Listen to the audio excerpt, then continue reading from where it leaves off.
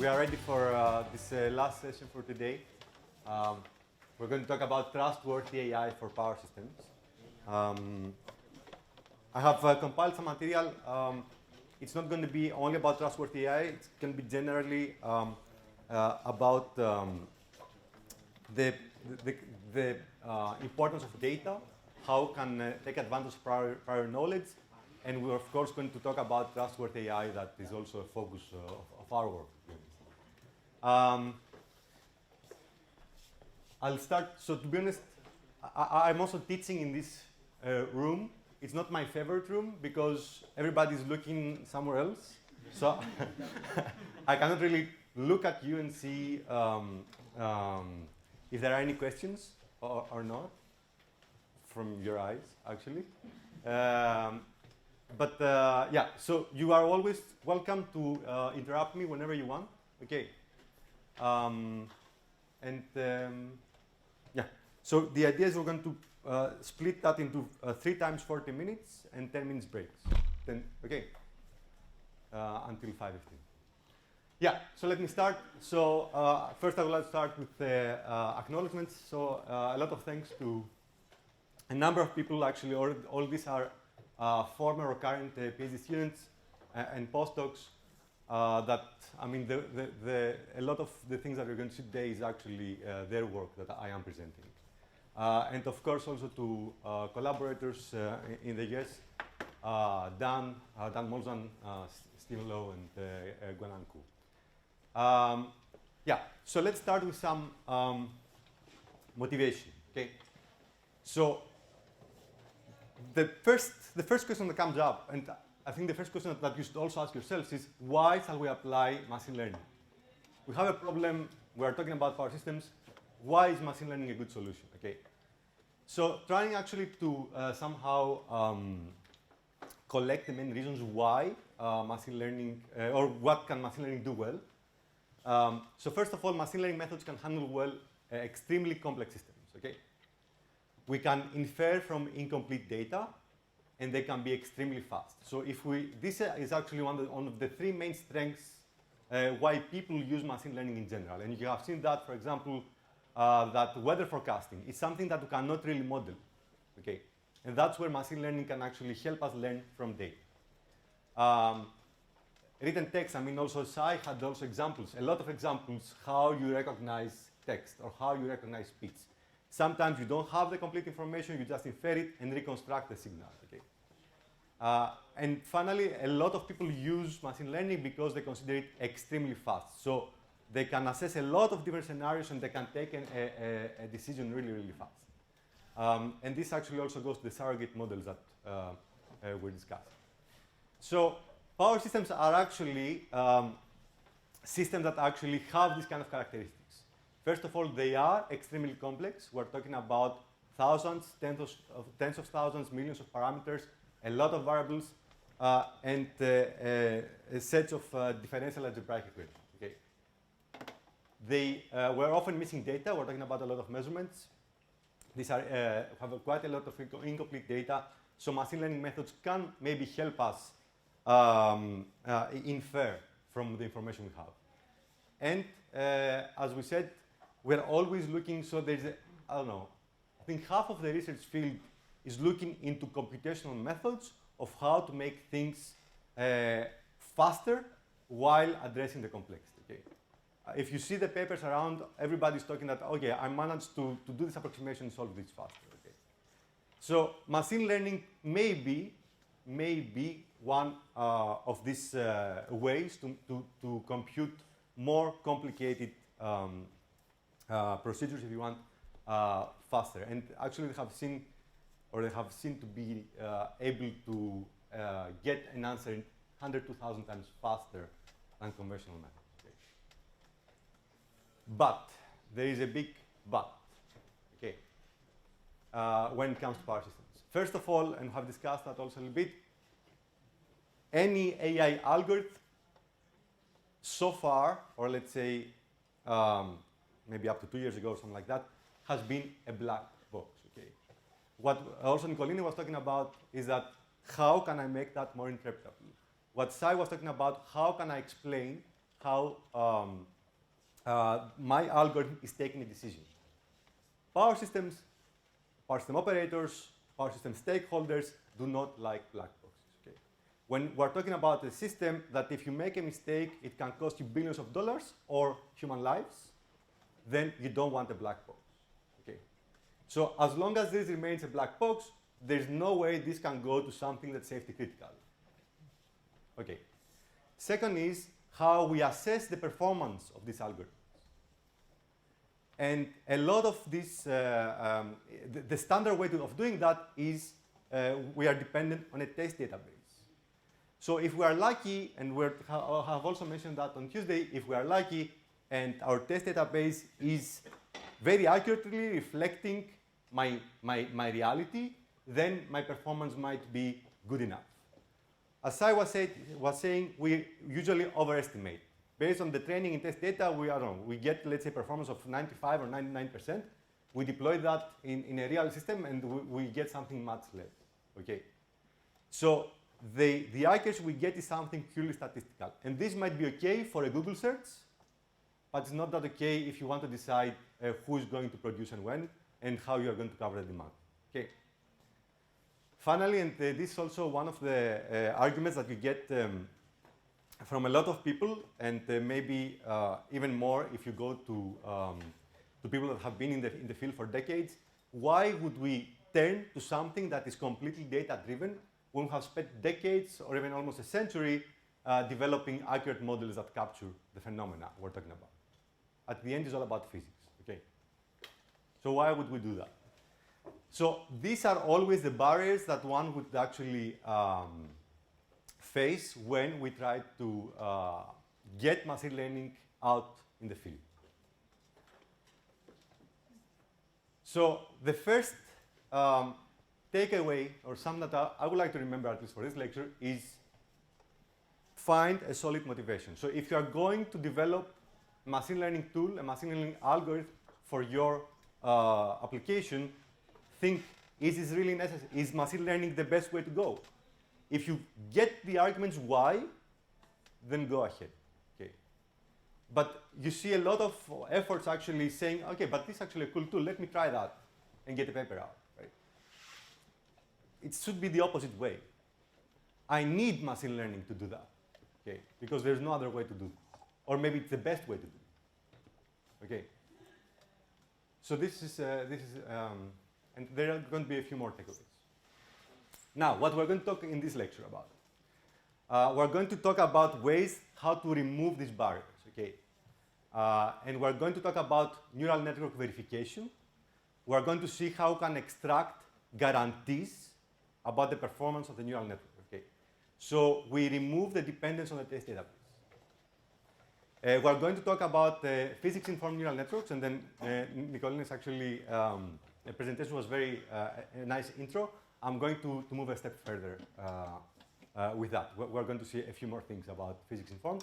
The idea is that we introduce the knowledge that we already have in the machine learning algorithm or in the training, and by doing that, actually, we don't need so much data. And this is also what Hao showed yesterday. We're going to see, let's say, a few more things or a few more angles about that. And one more way to actually remove the bias is interpretability. I'm not going to talk about this in this lecture. We have some work on that, and we expand. It's the whole, this also falls into this explainable AI. Okay? It's important. Especially for what we are doing, it's important to understand which feature is important for your algorithm and how this feature or each of those features affects the outcome of any algorithm. Okay, that's how you are able to convince the operators or whoever you want to sell this solution to use your method. Very good. So I have split that into, let's say, 4 parts. I'm going to talk a bit about the importance of high-quality data. There is also, I don't know if you are members of IEEE. If you are, then maybe you see the IEEE Spectrum. There is actually an article from Andrew and Z from April 2022. we are moving, and also this is also something that we have discussed earlier in the summer school, we are moving from the algorithms to the data. Okay. We are talking about data-centric AI. We are interested, we have actually resolved a lot of the challenges, how we train an AI algorithm. Now the challenge is how we get the data in order to train this well, okay? Because if you, you can also see that in Wikipedia, it's this kind of motto, garbage in, garbage out. If your data is garbage, the output of your algorithm will be garbage, okay? The English version is rubbish in yours. So then we're going to talk a little bit about sampling beyond statistics. And this can maybe give you some inspiration of how can generate training databases. For your purposes, it might be different the way you do it, but just some inspiration of how we can generate better quality data. And then I'm going to talk about neural network verification for classification and regression neural networks. And then I'm going to also talk about physics-informed neural networks. When I started planning this lecture, I was actually very ambitious, so I thought I could also talk about how we can use neural networks and decision trees to capture constraints that have been intractable before, so how this can help us in optimization. And this is a direct corollary, if you want, from the verification algorithm we're going to discuss. I don't think there's time for that, but you have the slides in the appendix, okay? If there is time, or if you'd like to discuss about it, then I'm very happy to talk more. Okay, and let's see if there is time. I just want to say there's also an article, so some of, especially points 3 and 4, we have an article in Power and Energy magazine. So if you prefer to read something without any equations, then probably this could be an interesting read. Okay. Very good. So machine learning applications. Okay. What do we need in order to train a machine learning algorithm? There are two things that we actually need. Data and algorithm? Yes, data and algorithm. Okay. So we need data for the training database. We need an algorithm to train it, and then we need data for a test database. Okay. Now I'm going to talk a little bit about the test database, and because there are some things that, let's say, maybe you have heard, some of you might have heard them before, but I would like to make them, let's say, somehow to stick to it, right? So the quality of the test database is very, very important. It's the third time I'm saying that. So if our test database does not really reflect the reality, then what you're going to get is a performance that is not going to be the same in reality. Okay? So it's very important to make sure that your test database is very close to reality. And I have this takeaway. I think I've discussed that already. Okay. Then, when we evaluate the performance of a neural network, how many of you have not seen a confusion matrix before? Okay, you have all seen it when we talk about classification neural networks? Okay, and also Sai has shown that. So I'm going to talk about the accuracy metric. And I don't know how many of you are familiar with that or not. Okay. So we have the confusion matrix. So we're talking about true positives. So this means that the good performance is when all our data or the output of the test database are actually in this cell and in that cell, right? So my actual label is true, and I output, my actual label is, let's say, safe for a power system security assessment, and that's what I predict. My actual label is that this operating point is unsafe, and this is what I predict. Okay. So let's suppose now that we have 1,000 data points, okay, and 500 of them are in the safe, are labeled as safe, and 500 of them are labeled as unsafe. Okay. So what happens here is that I run a machine learning algorithm that what it's trying to do is I'm trying to predict if a specific operating point is safe or unsafe. From the 500 data points, I predict correctly 408. Okay, and for 20 data points, I predict them wrong. And from the 500 data points that are actually unsafe, I predict 470. correctly that are actually going to lead to a blackout, but I predict 30 as wrongly. Okay. What is the accuracy of that? 95? Yes, 95%. Okay, so what we do is we actually add 480 and 470. You're going to see that this 950 over 1,000 is 95% accuracy. This metric is not enough, and I have also seen downstairs in your posters that you also try to use other metrics. But I want to stress why this is not enough.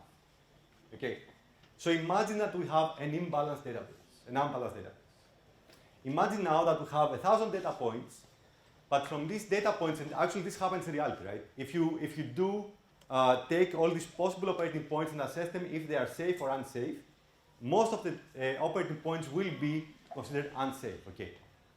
So if you take an unbalanced database and sample it, you are going to see that 900, maybe 98% of them is going to be actually unsafe operating points. So let's say, suppose now that we have this database, 980 that are labeled unsafe, 20 labeled safe,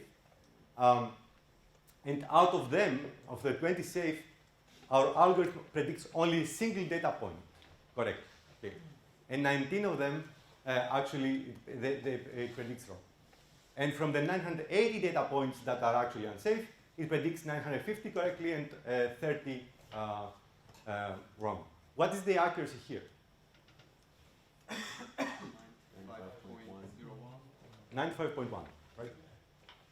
So you even get a higher accuracy, but you have misclassified 19 out of the 20 safe points. Okay. So accuracy is one metric, but it's only one of the numbers that we are interested in. Okay. If your database, if your input data are not of a good quality, then you are actually going to get something out that is not well reflecting what it's going to do. Yeah. I wanted to ask, in this case, for example, if the algorithm considers mistakes as having the same weight, why wouldn't it converge to predicting everything as unsafe and have 98%? Why did it still predicted some? To be honest, this is just a fictitious example I came up with in order to have 95% in both cases, but it could also very well go towards that, right? So, and then you even get higher accuracy if this is actually the objective function you have, and then you misclassify completely all safe points. Yeah, yeah. But still, I mean, also in the way that we do it, we always have we place specific importance to predict correctly. Let's say there's a bias to be more conservative. So it's better to predict something that is a blackout and it's not, rather than the other way, right? Very good.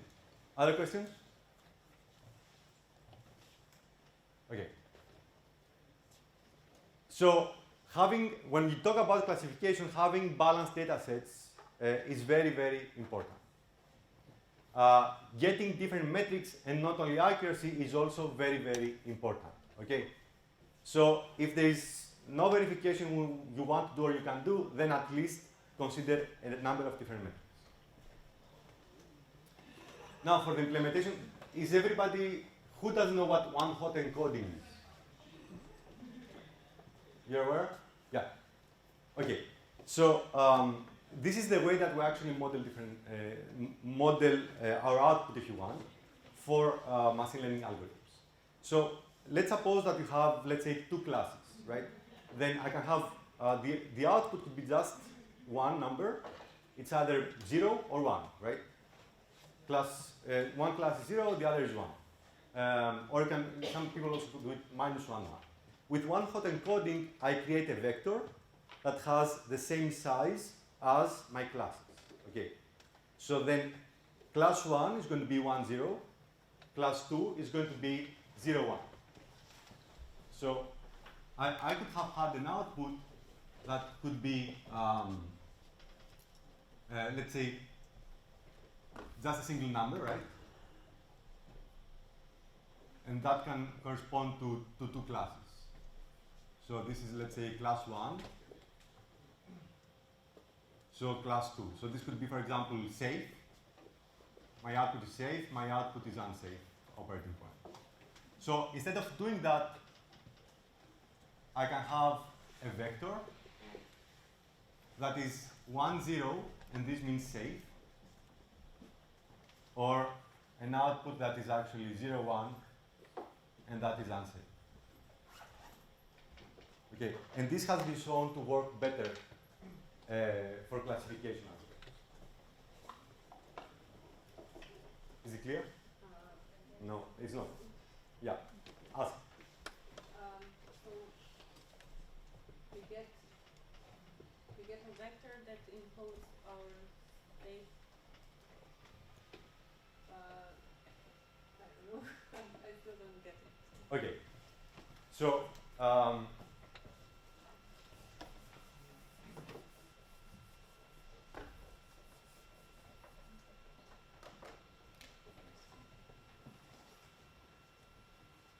let's suppose that this is your safe region, right? So all of these are operating points here, right? Okay, so let's suppose that this is 1, 2, 3, 4, 5, 6, 7, 8 operating points. Then I can say that x1 is going to be safe, so let's say that this is 1, right? But x7 is going to be 0 because it's unsafe. Okay. So instead of saying that, what I'm going to say is that my x1 operating point is going to be 1, 0. I have two classes. 1, 0 is going to be, yeah. And my x7 is going to be 0, 1. Okay, that's how I label them. So all the safe points, I label them 1, 0. All the unsafe, I label them 0, 1. And then I can have, so let me call that y1 and y2. And then when I have my neural network, okay,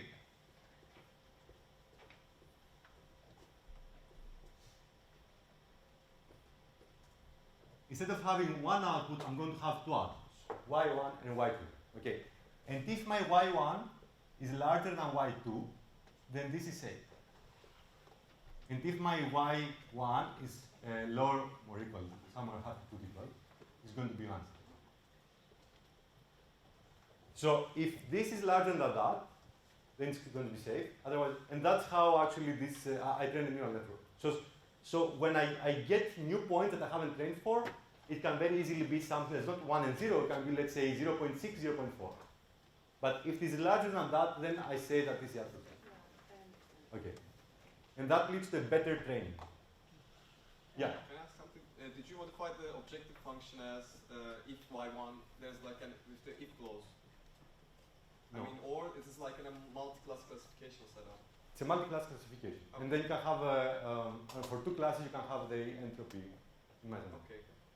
And in order to evaluate the results, do you use this application about y1 is larger than y2? Or is it possible to obtain multiple, the other variables like 1 and 1, meaningless results also? Both of these y1 and y2 can be close to 1, right? So when you evaluate, so when you train, right? When you train, then the loss function is going to evaluate that numerically. Mm-hmm. So it's how close it is to the label data. The label data is 1, 0. If my output is, let's say, 0, 9, 0, 1, it's closer to 0, 6, 0, 4, right? Mm-hmm. So, and that's how we get the performance. So we get the loss, and we try to minimize the loss. We do that all quantitatively. Mm-hmm. Now, at the end, when we actually deploy that in reality, then I just compare, is y1 larger than y2? Then it's safe. Okay, I see. Yeah.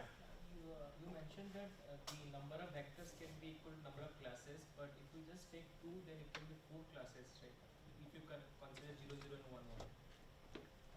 If you, yeah, but then I don't want that, because I want to be able to compare between the different. So I want one dominant element for every class. That's why I don't want to have 4 classes in 2 vectors, right? Because so 0, 0, how I'm going to compare? You mean that if I have 0.6 and 0.9, then you're taking that if it is greater than some threshold, so it would be 0 and 1. Like if it is 0.6 and 0.9, Yes. it is 0 0 and 1. Ex- Like No, I didn't understand. the last one is dominant, so it is that It is that class, exactly, yes. Otherwise, I cannot really attach another class there, right? In an easy way. Is that clear? Yes. Yeah. Would you be doing like a softmax kind of thing at the end to make sure they at least add up to 1? Yes, we do that, yeah. Exactly, yeah. Other questions? Yeah.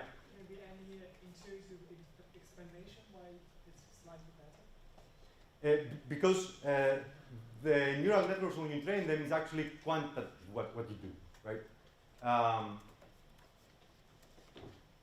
It's much easier for me to be, let's say, in comparison to something else, to have a reference that, here I need to have a reference. How close to 1 I am, how close to 0 I am, right? Here I just compare two numbers that are actually the output of the same system. So then here I'm let's say, independent of the reference system, if you want. Because I just compare the difference between the two. While here it's a absolute reference and this doesn't work as well. Yeah? In general, those type of classification problems, do the classes have to be mutually exclusive, or does it also that you can have some more classes and some classes that were maybe too confusing? To be honest, I'm not sure if I have a definite answer, but in that case I would create a different class that can be, let's say, a part of the two classes, right? So let's say a middle ground that can contain data from both. But I will create a different class for that. And yeah, because here the way that classify is always exclusive. So you have to have a definite answer. Yeah. Other question? Yes. Yeah. Instead of considering safe and unsafe, can we consider continuous definition for safety and use, instead of using the discrete distribution, use, for example, a more smooth distribution? Yeah. Because CE, cross entropy, at the end compares the distribution. Yes. So did everybody hear the question? No. So the question is, instead of having this kind of discrete classes, if we can have a continuous metric, right?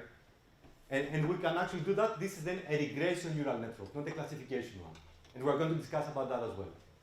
Okay, but yes, absolutely. And yeah, so we have tried to compare the two, to be honest.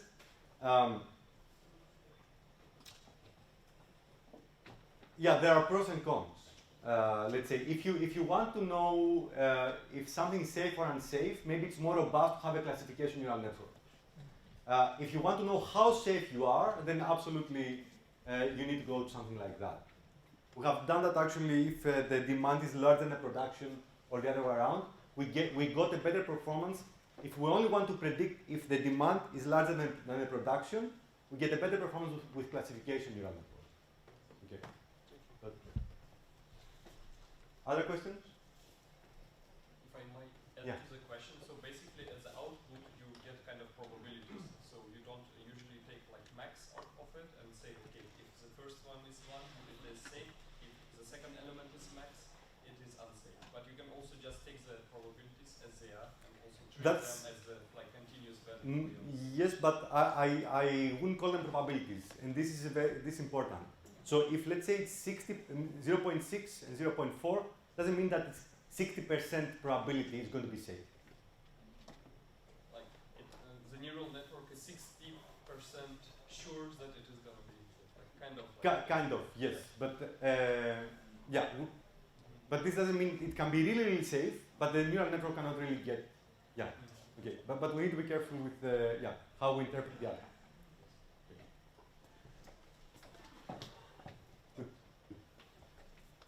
So a few more takeaways.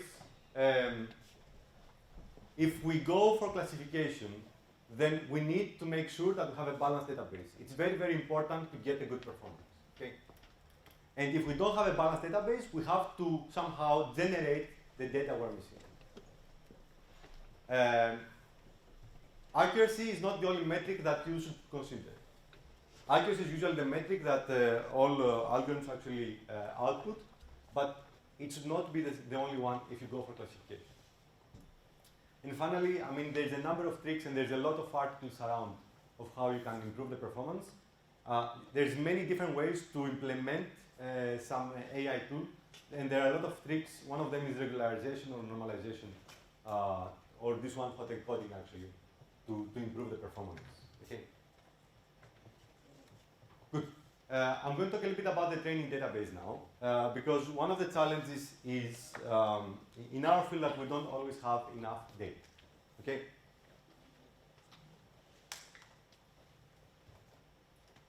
So yeah, 5 more minutes and then a break. Okay. Good. So again, I use that as an example, but you can actually use it for whatever you want. The example I use is power system security assessment, which means that I get a lot of operating points, and then I label them as safe or unsafe, and I want to create a neural network that's going to output if this is safe or unsafe. And this, to be honest, is one of the most central operations any power system operator will do. In the 90s, there has been an approach with decision trees, and if you remember, Sai was also saying that first we try decision trees and then everything else. So Louis Wenkel from University of Liège brought that idea.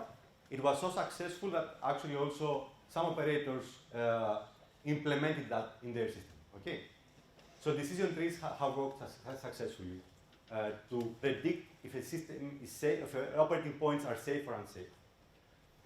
Because we're also talking about something very, very complicated. Okay, now for this part, or for the power system security assessment, let's say, historical data are insufficient. Can you think of a reason why historical data are not sufficient to train an algorithm for, yeah? But might not have enough points where the system was unsafe. Exactly, yes, that's great. So when we are working with 99.9% reliability, it's very rare that we have unsafe data, okay? So what people do and what we all do is we need to generate our own data. So we have this imbalance problem from the opposite side. We are missing a lot of unsafe operating points. The same is that, following what Sai said on Monday, that we need ways to emulate. So we have something, we train something, we need to create a database that we know the distribution of, and then see if our algorithm works or not. And we usually do that with our data, with the generated data. So we came up, or we ran to this problem a few years ago, and then we tried to think how can do that more efficiently. So we have also generated some databases. The idea of this part is just to give some inspiration of what one can do, and maybe you can also think about how you can apply that in your problem. Okay. So we have actually developed an algorithm that is quite modular, can consider a lot of different security criteria. So n-1, small signal stability, then can even go to transit stability and other types of security criteria. And we have shown that, demonstrated that it is 10 to 20 times faster than existing state of the art. Okay? And we have some databases already online if you would like to see them.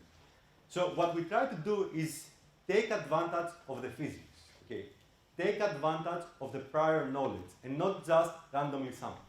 So what most approaches have done by then was actually, okay, I have this operating space, so I have my max and min limits of my generators. Let me just sample through that randomly or with a uniform distribution, and let me assess, is it safe or unsafe? For every assessment of a safe or unsafe point, I spend time, right? I need to compute, I need to make a transit stability analysis or small stability to assess if this is safe or not. So I need to be smart on how I'm doing that. And if what I want to do with my neural network or my decision tree, I really want to actually capture the border between safety and unsafety. And then I can infer in between, although it's not convex and nonlinear, but still I can infer in between. Okay? So our goal was actually to see how can we generate more data on the border to be able to map the border. And if you go to systems for us, any system that was, let's say, beyond 100 buses, it was impossible to generate. We don't really know how the boundary looks like. Okay, we can get parts of it, but we don't know the whole of it. So we need to be able to be smart and focus there. So how do we do that? Okay. And this actually from a real, this is a 9-bus system. You can see exactly that the blue area is the safe area, and all the rest is actually unsafe.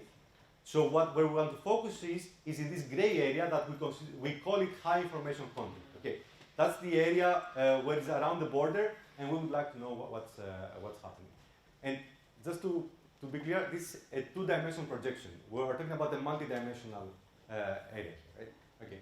So how do we do that? We use convex relaxations and what we call direct walks. Okay. So let me tell you how we use convex relaxations. So we started. There was also this hype. We're also doing some work in convex relaxations. So the first is that if I cannot satisfy my OPF constraints, right, my AC power flow constraints, then it's already unsafe, right? So I start from that.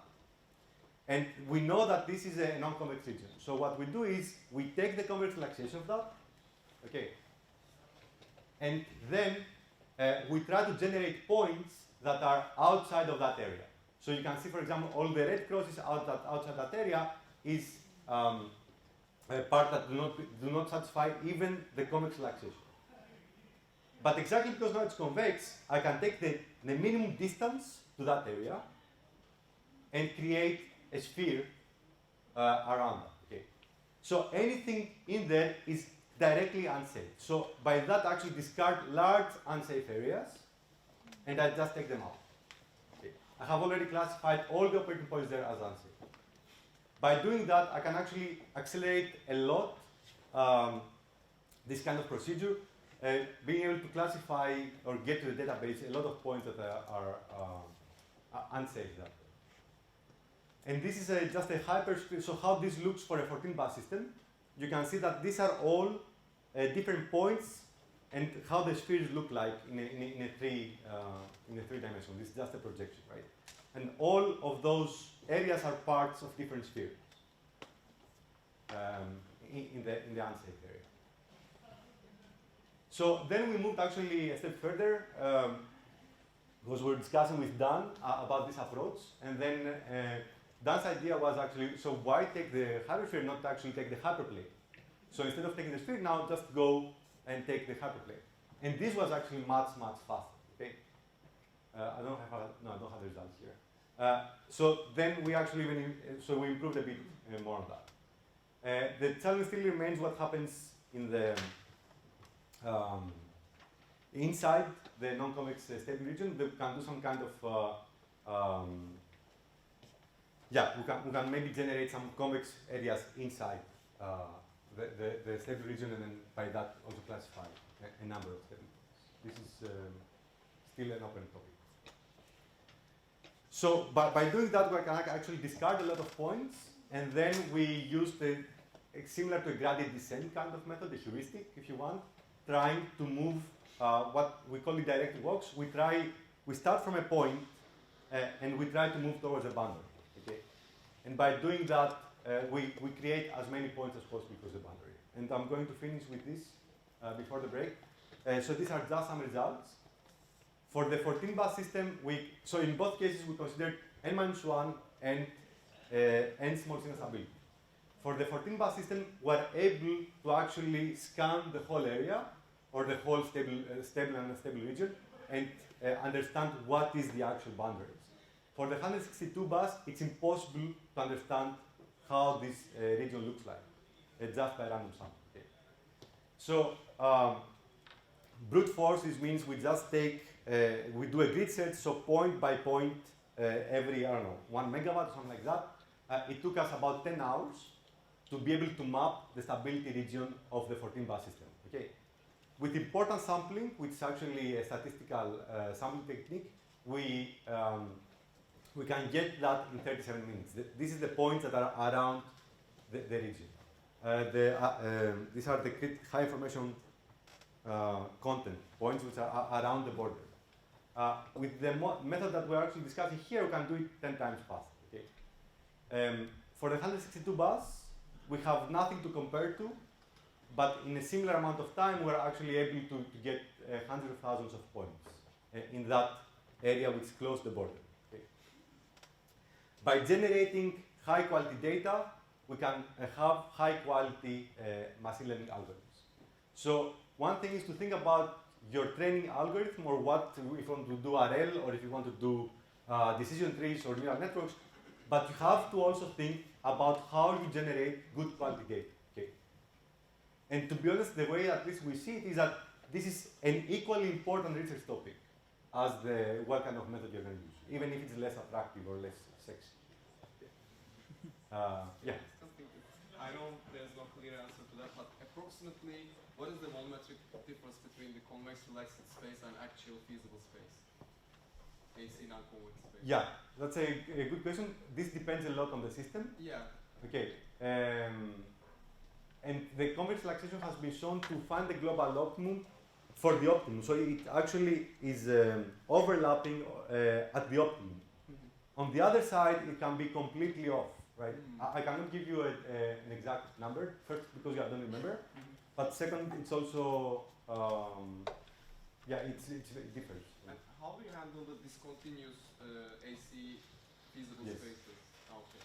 This is another challenge, but at least the convex relaxation covers both, right? Yeah. So, but even if it was discontinuous, here we had another small region here, the convex relaxation would cover all of them. Yes. So at least still we're able to discard a lot of points because 98% of the points, at least in the system we have seen, are unsafe. So we save a lot of time by just discarding very fast a lot of unsafe. Yeah. And why here do you actually care about everything that's outside the bubble? Why not to take just a convex bubble and work with it? We care about all points, right? If the generators are able to produce from 0 to 200, right? Then we care about all possible combinations of the generator. And then we want to discard all of them that are unsafe. They don't cover, the possible demand or they violate limits. But what I mean, for example, over here, like you take these two planes and you still have this white point left between the bubble and the two planes. This one here. Yeah. Yeah. So you need to also test that one. Yeah. Although it is outside the bubble. Yes, yes. I mean, but now I only saw 2 planes, right? If I take one more point, then I have discarded probably almost all of it. So I can, with the hyperplanes, I can very fast discard large areas. If that makes sense. Yeah, but I mean, can't you just discard the whole area outside this bubble, so to say, like this? Do you know a good way to do that in a multi-dimensional That's system? what I was wondering. So, because with the hyperplanes, I can create an inequality, a multivariate inequality, and it's actually a plane. Anything that is, let's say, less than a specific number, then it's it belongs to that half space. It's not. It is clear how you are inside the space, but it's not clear how. So, because I can, let's say that's a ball, right? I can say everything that's inside the ball. I can actually. Yeah, let me say that. So maybe this shape is a bit misleading because here this is an ellipsoid, right? So then I can actually say what's outside. What happens in reality, though, is that these are a lot of different constraints, right? That form that ellipsoid. So you must say that all these points are outside of that constraint and the other constraint. It's a lot of conditions that you have to set. Here, Since it is convex, it will anyway have the shape, so which is possible to describe it in coordinates. Non-convexly, it's not possible.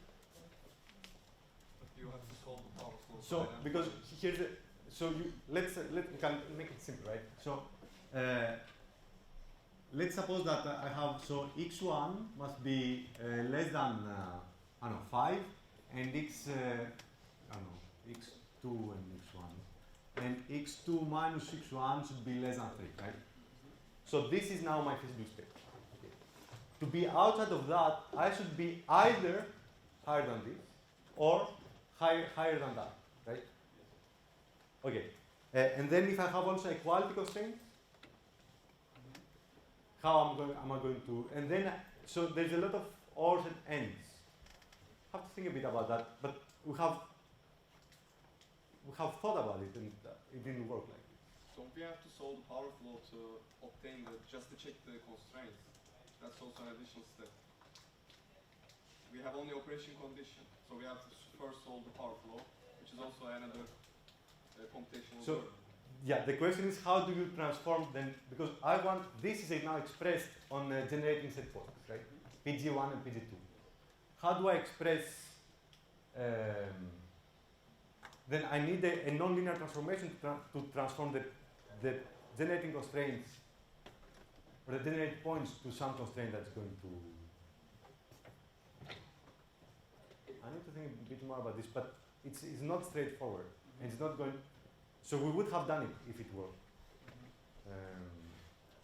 What it will take care, you want to capture all the points, or if you just fit a biggest hypercube which is possible in the space, then Yeah, fit the biggest hypercube that's possible, yes. so that would be the fastest, I think, to get that points, but then you lose in some space because obviously we won't get a perfect hypercube. So to fit the biggest hypercube, that is part of what? Of this space? Yes. Yes. So inside. Yes, inside. Okay. Then we could like subtract that part, then you get that points which you want. But then obviously you have some extra points you are missing, but I think that is a trade-off. Yes, there is an approach how we can do that. Okay, with a convex space that can fit in there. It's the largest convex space, and the way that, so you start with a point here, and you try to get the largest convex space that is around that point. But this is what you can get. You usually cannot get much more than that. And then you have to get different points to fill that area inside.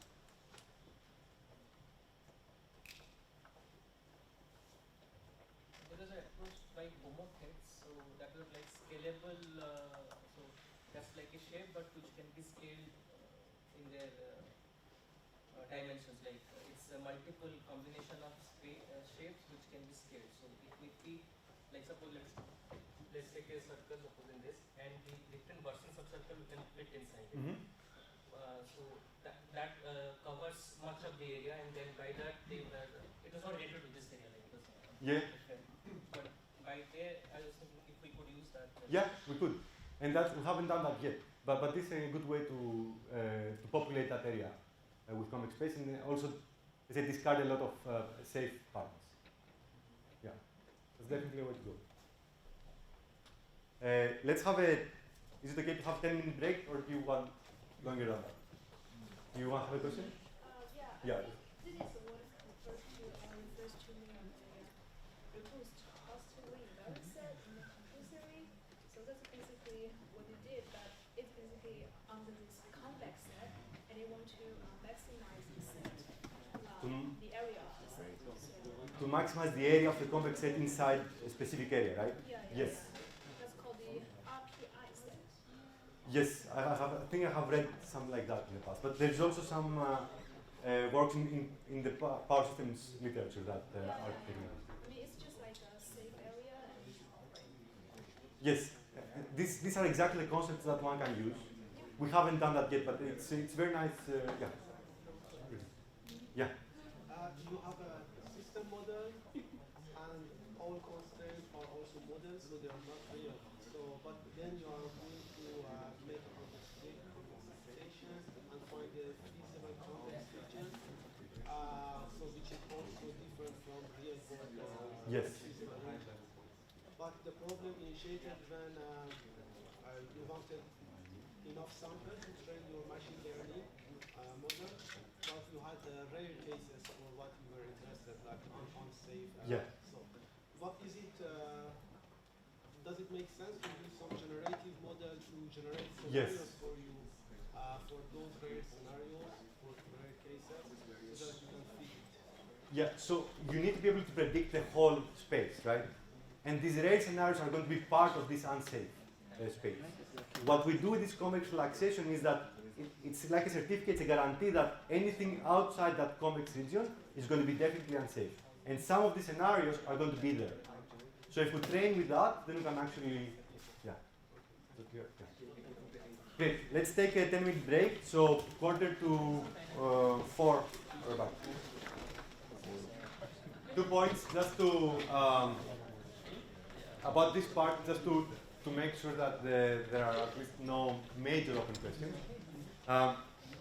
The first is that I cannot really actually come from the inside because I want to express every point based on the generator set points, right?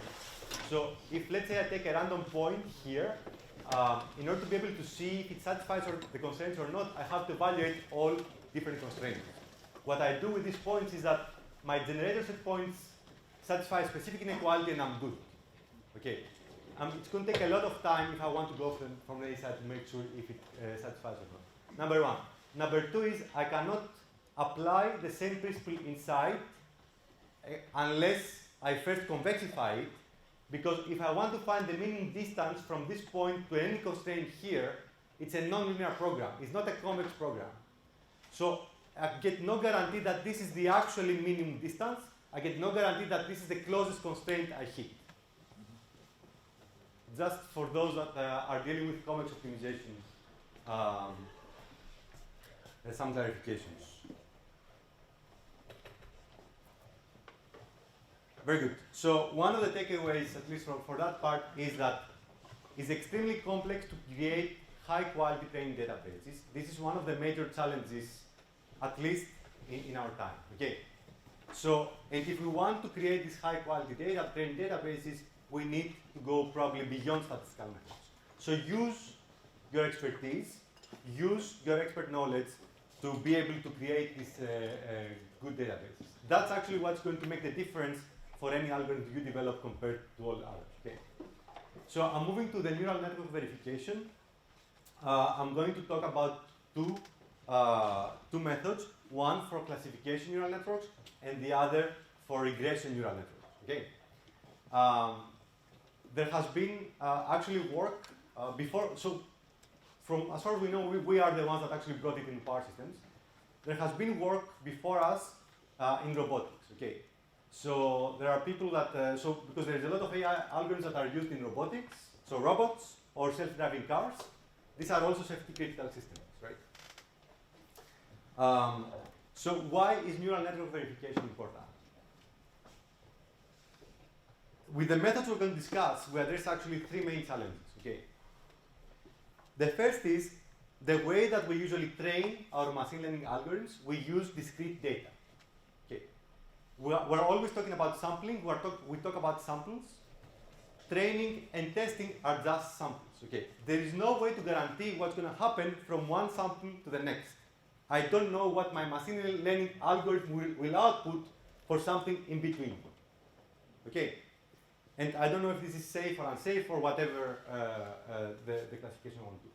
So the first challenge we have with all these conventional methods is that we're dealing only with discrete samples. The second challenge is that we are dependent, and this is the fourth time I'm saying that, on the test database and the quality of that. So we want to develop methods that are independent of the test database and they can actually cover a continuous region. Okay. Final challenge, and you can see a lot of papers going there, is about adversarial examples. So what is an adversarial example, right? So again, this is an example from image recognition. So I just input a lot of images trying to see what this is. So if you actually train the algorithm well, it can actually tell you that this is a panda. So what they did is they just added this random noise. If you overlap this random noise on the panda, the human eye still thinks it's a panda. Okay. But the machine learning algorithm thinks that this is a gibbon, right? The gibbon looks like this. So it's very difficult to identify these adversarial examples in a systematic way. So people have used some kind of statistics or let's say random generation of points, trying to see if this is actually leading the machine learning algorithm to behavior that I don't want. Okay.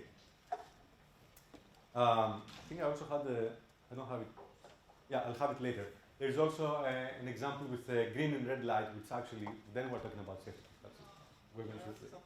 Yeah. For the security assessment problem, what could be an adversarial attack in this case?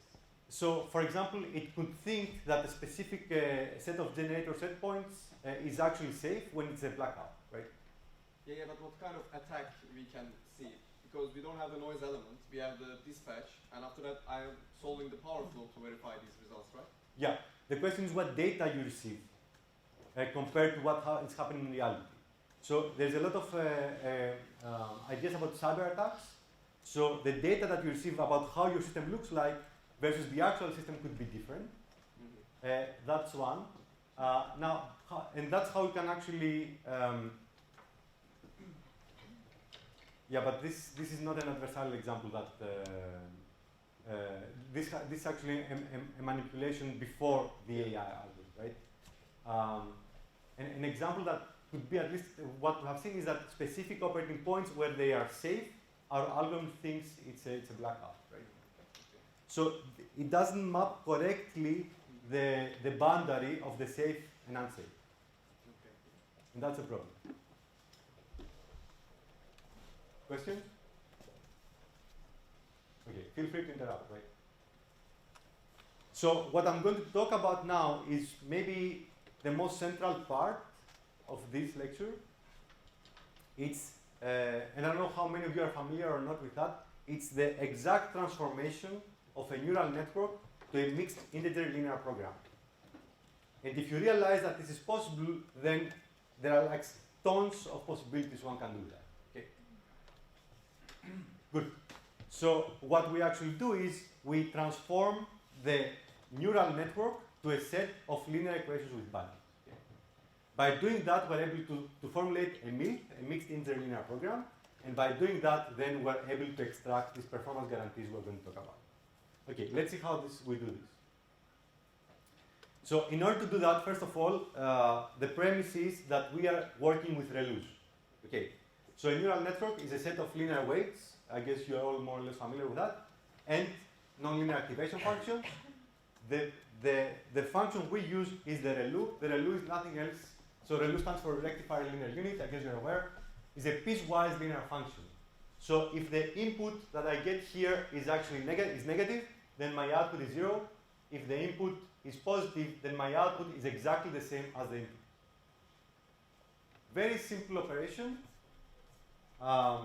and very powerful for all the applications that we now see. Okay, most of the applications for over the last 5 years use ReLUs as an activation function. Now, I can express ReLU with a max operator. I have tried to avoid as many equations as possible, by the way. Okay, but you can see the equations in a number of papers, including ours. So the ReLU is nothing else than a max operator. So it's the maximum. So the input is the maximum between 0 and the input, whatever is high, right? So if the input is positive, then of course it will be equal to the input. Otherwise, it's 0. So, are you familiar with how you can transform a max function to a piecewise linear representation? Y is equal to x if it is higher than 0, and equal to 0 if it's lower than equal to 0. Yeah, that's a conditional. But then, if I want to have a set of linear constraints, A constraint. yeah, yeah. Two linear inequalities. So we have an auxiliary variable which is larger than both of these, larger than 0 and larger than the line that we have, and then during the optimization we will get to the point that we want. That's as long as you try to minimize something.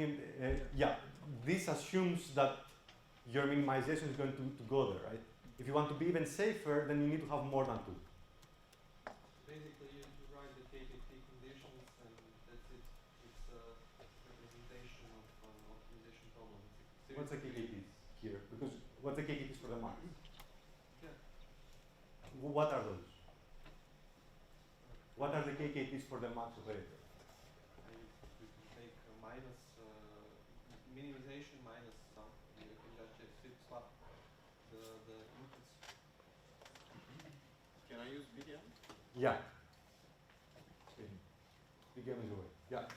So we're trying to get the maximum of 0 and x, right? Yeah. So I don't understand why doing y is larger and equal than 0 and y is larger and equal than x doesn't work here. You said that wasn't enough. Yeah, because you have to come from above to be able. You have to come. So you have to minimize something, and this is actually the binding constraint. And then you can see where you hit. If you come from below, if it's a maximization problem, for example, it's not going to work. So if input is negative, and those constraints will already push it. So it's not that, let's say, this works for specific type of problems, right? But as a general formulation, it's not guaranteed that it will work, okay? Yeah.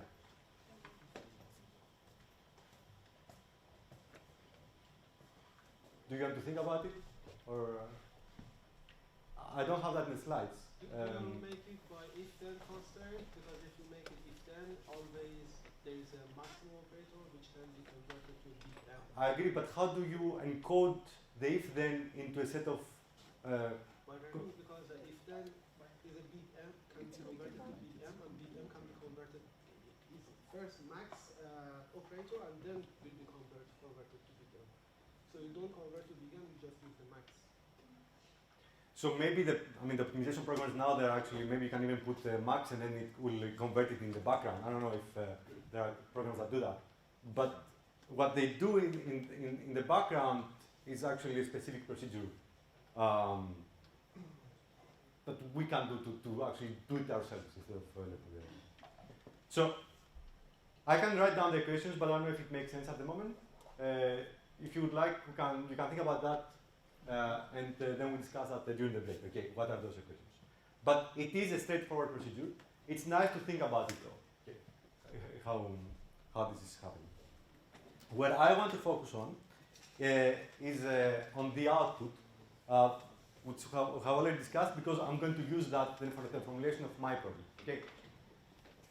So for this example that I'm going to use, the input is the set points of the active power. So I have my generators, I know what are the set points, and then at the output, I want to know if this is a safe or unsafe operating point. And as we said, I use one-hot encoding, which means that if y1 is larger or equal than y2, then this is safe. If y1 is less than y2, then this is unsafe. Okay. So let's go and see now the formulation of the mill, or of the optimization problem. So what I'm doing here is I take a random reference, a given input, right? And let's suppose that this input is safe. So let's suppose I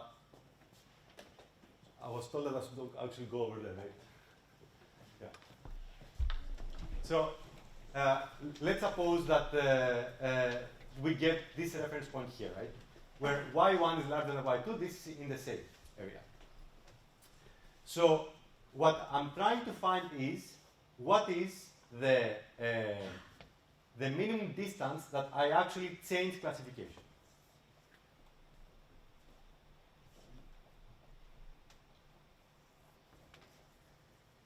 Or actually, or maybe the way that this is actually formulated here is that I design, or yeah, I can formulate in two different ways. I can set a distance here epsilon. So in this epsilon, I want to find any point that actually changes the classification. So by doing maximize y2 minus y1, here y1 is larger than y2. This means that y2 minus y1 is negative, right? If the result of this maximization turns back, or the result is going to be positive, this means that my classification has changed. Is that clear? So if the result of this optimization is negative, this means that my classification has not changed. This means that for any point with distance epsilon from my reference, right, and here I use the infinite norm, so this means it's a box, any point in here is going to maintain the same classification. So I can actually guarantee that all points here, my neural network is going to estimate them as safe. Is that clear? Then I move to a different region, and I do the same. And I can flip that objective function, and I go to the unsafe point. It's exactly the same operation. I can do that for any classification problem. It doesn't need to be partially secure. Yeah? How do you move the other operating condition? How do you select which where to go? after one of them is finalized? Then either you are smart, or you try to find a smart way to do that, or you just take a random other input. Yeah, that ideally does not belong to the previous areas that you have already certified.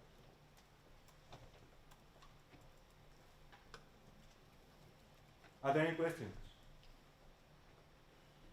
Yeah. Is this only working for, or is this working for all kind of neural network architectures as long as they have a reload activation function at the output Yes. layer? So any amount of layers, any amount of neurons per layer. But I mean architectures like also CNNs, transformers. And For CNN it works as well, with some modifications, but it's again a linear, because the CNN, the convolutional part is just, the convolutional layer is just a linear combination of different inputs, right? So it's again a linear constraint that you can use. Okay. Yeah. Here we, just to clarify, we do not get a priori guarantees, right? This is a post Yes. training. The moment you have trained it, then you can actually certify it. Okay. And if you certify it, then you can tell the operator that is very conservative, yeah, use that, this is how it is going to work. Yeah. If you have like a whole, like a very like wide network and you've got a lot of these boundaries, does that make it hard to like search around and find like good points to kind of expand on and say like everything in here will be like this?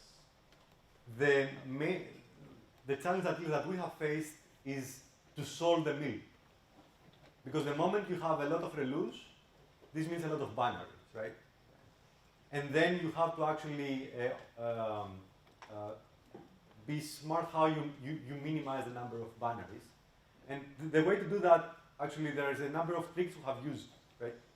And because we have used that on a 118 bus system, the neural network, in order to get a good performance, is already large. I think large in the sense, I think 100 neurons and 4 layers or something like that.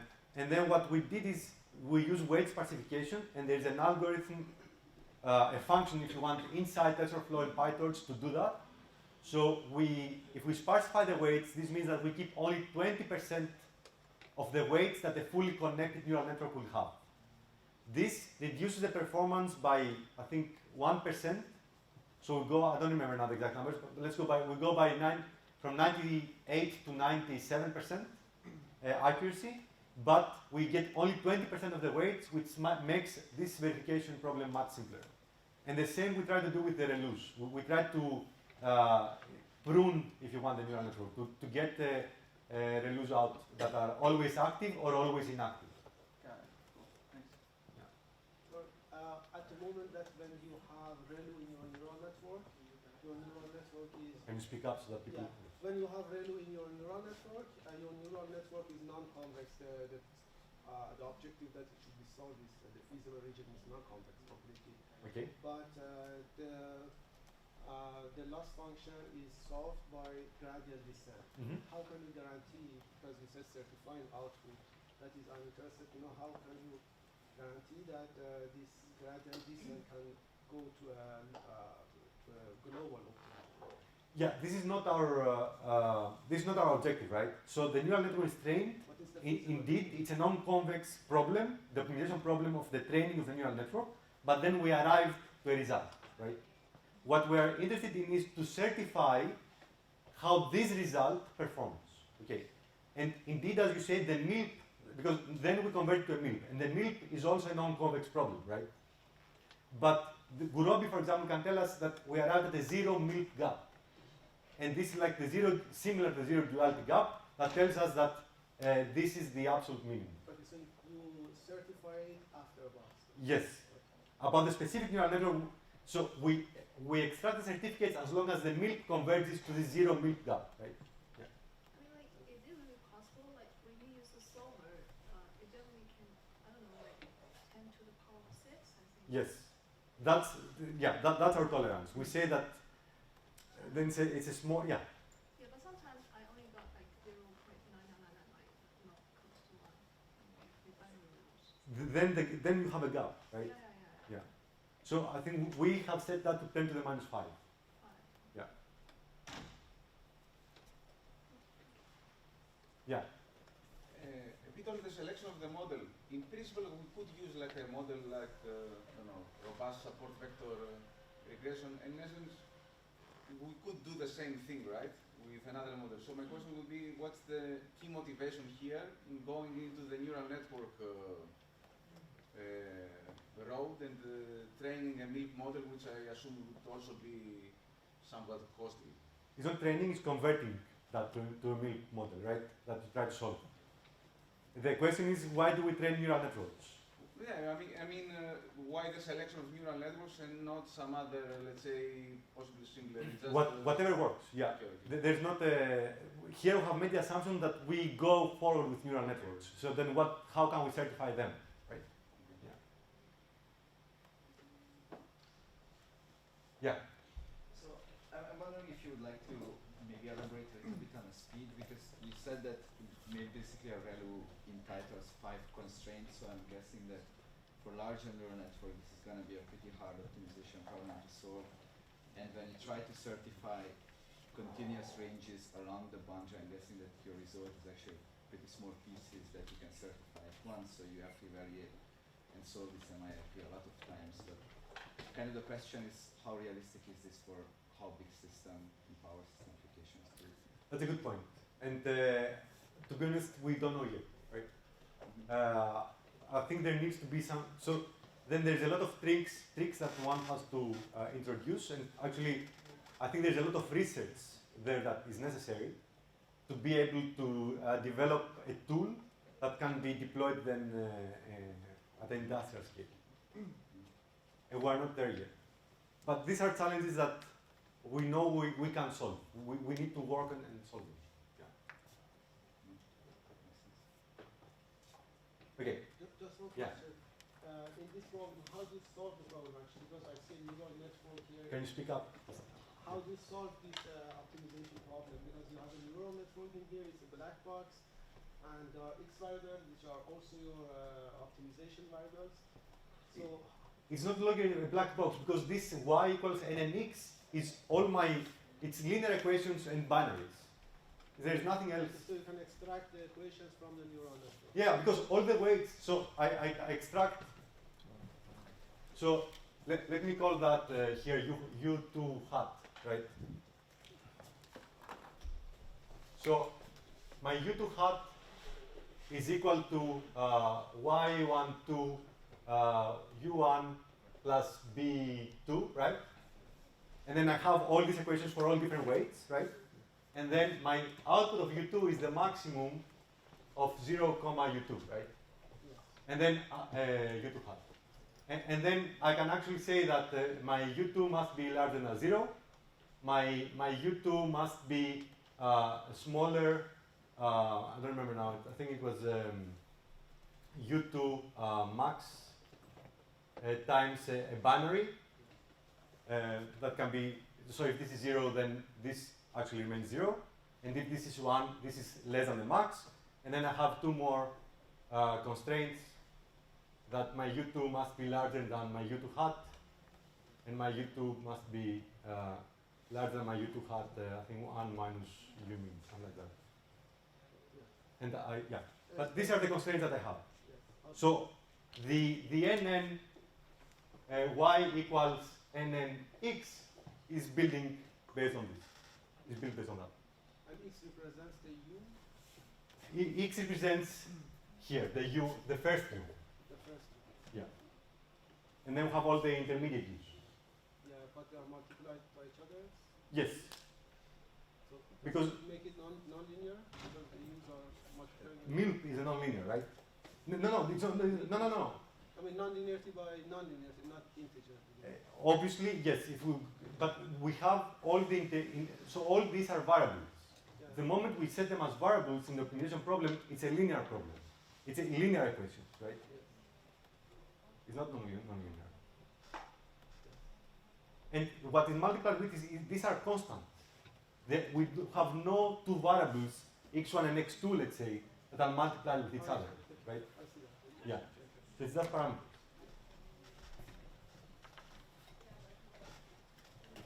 Do Question?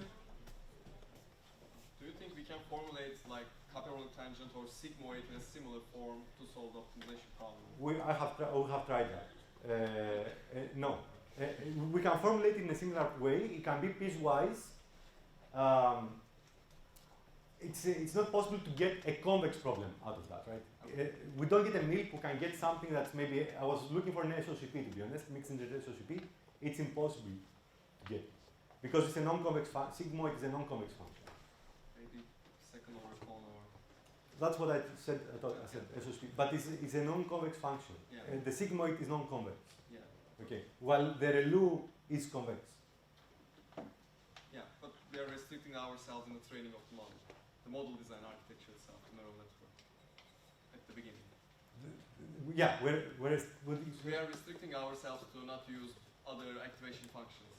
That's true. Yeah, we can formulate similar algorithms that we can use, for example, non-linear optimization to solve. If we arrive at a zero duality gap, then we can again get this certificate. Yeah. Thanks. Yeah. Yeah. But do I understand it right that it's working as long as the activation function is piecewise linear? So it would also work with leaky ReLU, for example? It will work with leaky ReLU, yes. Okay. Yes. Good. Now moving on. Then I'm going to talk about adversarial examples, and then I'm going to regression neural networks. And this again, another let's say example from image processing. This is used by self-driving cars. Okay, so there's a lot of AI used, for example, in order to see if traffic lights are green or red, because self-driving cars need to know when they can cross a street or not. Right? So here is just an example. We have the original image, and then we just change a single pixel. This actually here in a red circle, and the AI thinks that this is actually a red line, right? It's a completely random pixel that we change, and the AI thinks that now it's a red line. So it's very difficult to identify which are these changes that actually get as a result that we don't want. And I think this is also what Sai said as well. With images, at least, we can inspect that visually, right? We can inspect visually what it is and what we want. For many other cases, as the ones that are actually trying to use AI for, we cannot really inspect that visually. We need to make computations. So it's much more difficult in that case. Okay. So again, now we can formulate a problem. And the problem here, the way we formulate is the following. So I take a random reference point here. So this is what I have. Is a two-dimensional projection. I have two generators. Okay. This is exactly the security boundary here. So if it is the dots are actually the ground truth. So what's happened in reality? The circles around the dots is the prediction. Green and green means that our neural network performs as we want. Okay. So what we do here, we take a random safe point that is also actually safe, and we find the minimum distance where the classification changes. The star here is all of it is inside the safe region. The neural network thinks that this is unsafe. Okay. Yeah. So by doing that, we can actually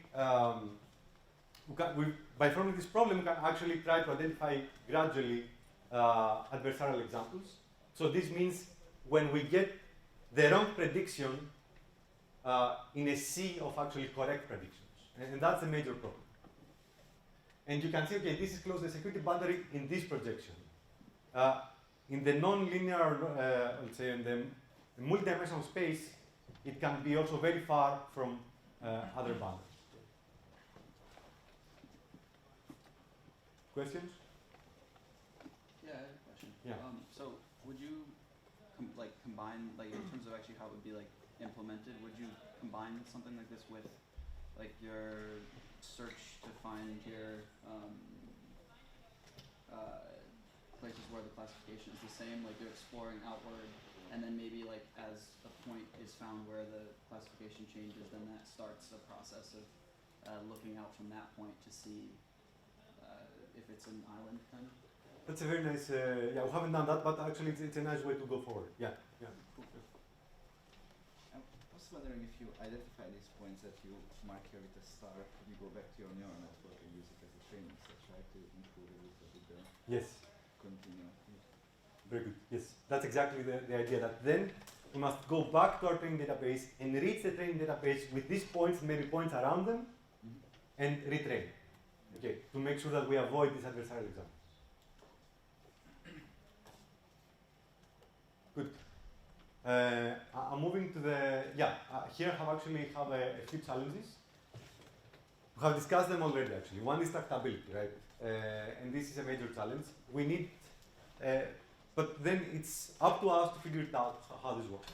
How we can actually solve bigger and bigger problems for that.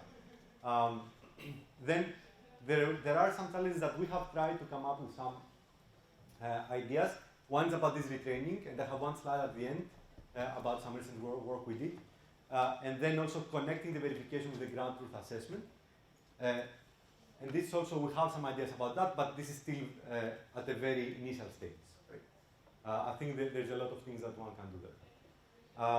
And because what we do right now is we train a neural network, we certify the behavior of the neural network, but the next step to see if this corresponds to the actual ground truth, right?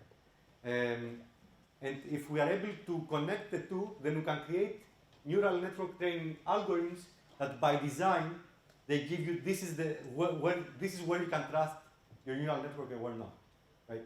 And this can be really powerful. Good. Then I'm going to the regression neural networks. Is it time for a break, or can I do that and then go for a break? Is it okay? Yeah. So I'm going to use, so again, regression, we just estimate a numerical output in a continuous, let's say, no longer classes, right? I use here the example of a DCOPF, just to keep it simple. Okay. So I'm just reminding you how DCOPF looks like. I hope, or I guess that a number of you is familiar, or maybe all of you. So we try to minimize generator costs. We have a few constraints: nodal power balance, transmission line limits, generator limits. It's a linear program, linear convex program. Okay.